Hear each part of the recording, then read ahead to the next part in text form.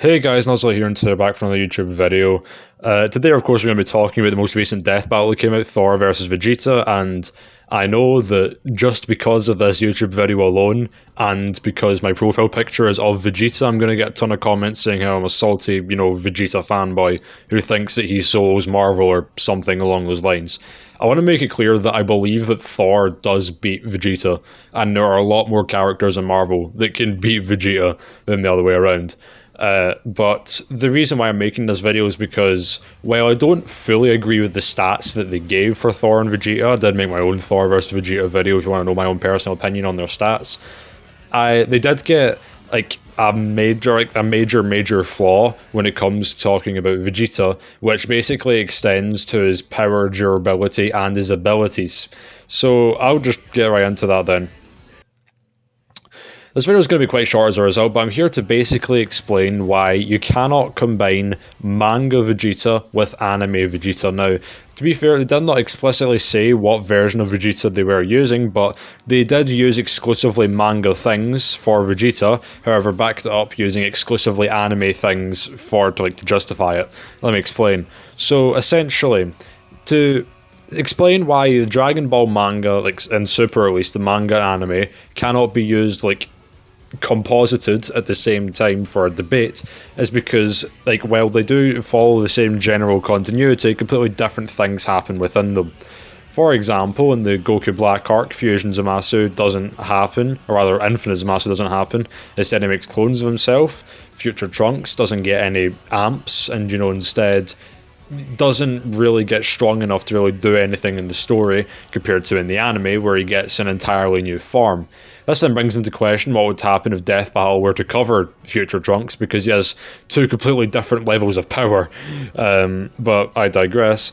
There's also the fact that narratively, a lot of things are cut out. For example, a lot of the Battle of Gods saga and the entire Resurrection F part as well, which is completely gone in the manga.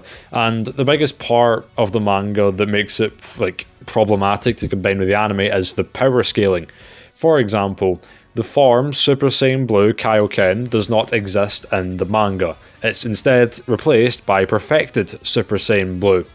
This is pretty major because they justify Vegeta's Super Saiyan Blue evolution form to be on par with Super Saiyan Blue Kaioken, when Super Saiyan Blue Kaioken was never in the manga, and they were using specifically manga things for Vegeta, using things such as, Force Spirit Vision, Instant Transmission, and Ultra Ego, which doesn't exist in the anime. Another major difference when it comes to power scaling is that Jiren is implied to surpass all of the Gods of Destruction in the anime.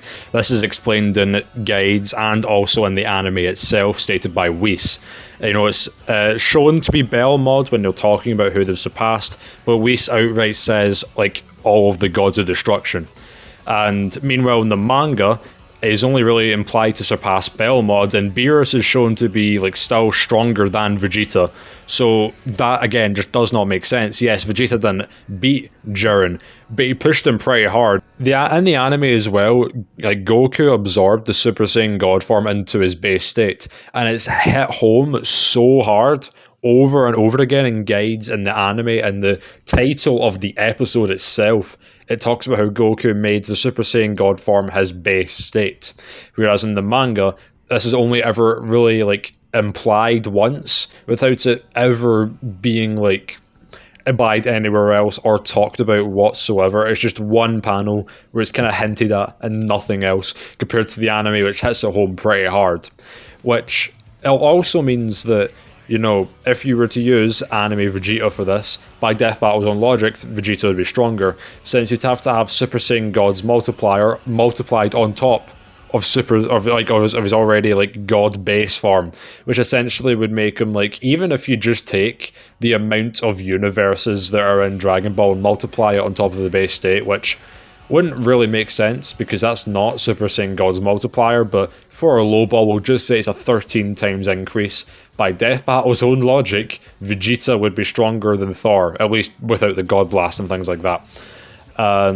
And there's also the fact that they compared Ultra Ego to God or Hakaishin form Toppo, Again, not only does this form not exist in the manga, but it's a complete jump in logic, as one, not only was it never stated to be equal or like equal to Toppo's form. Firstly, you would expect Toppo's form to be much stronger since he trained with it longer than Vegeta has, and secondly, it's also the fact that the two act completely differently. Despite the commonality of them both being God of Destruction techniques and them both using the Hakai, Toppo's God of Destruction form acts completely differently from Vegeta's Ultra Ego, where his whole thing is he takes hits, and just distributes them back out. Which again is just further evidence as to why using manga like feats for Vegeta, backing them up with anime things, doesn't really make much sense. If you used anime Vegeta, well, yes, he wouldn't have Forced Spirit Vision, Ultra Ego, and Instant Transmission. He would be a lot stronger and a lot faster than the stats that they gave him. And that's basically what I had to say on the matter. In my opinion, Thor and Vegeta both have infinite level speed feats, but you can check out my own video if you want to know more about that. Again, still think that Thor wins. I just think that, combining manga and anime things for Dragon Ball Super is completely illogical and doesn't really make much sense. And yeah, this video was short, but that's really the biggest issue I had to take with it. I could go into detail talking about why I disagree with their stats, but it's not too egregious, if that makes sense, and it'd just be kind of wasting my breath, since I've already really talked about it and I'd just be repeating myself. So yeah, if you enjoyed this video, make sure to like, subscribe, and I'll see you in the next video.